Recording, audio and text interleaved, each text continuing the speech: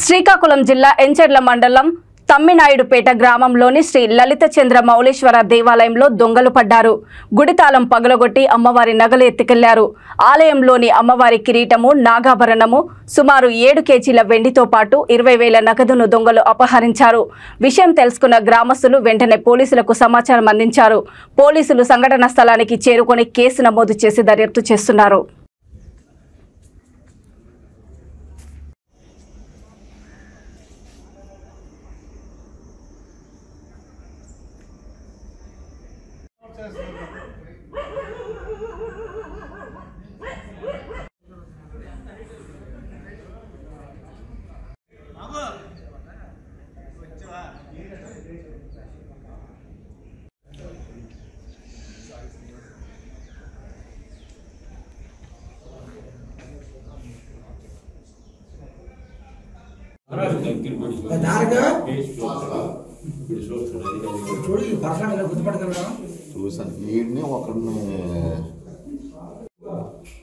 చూసాను.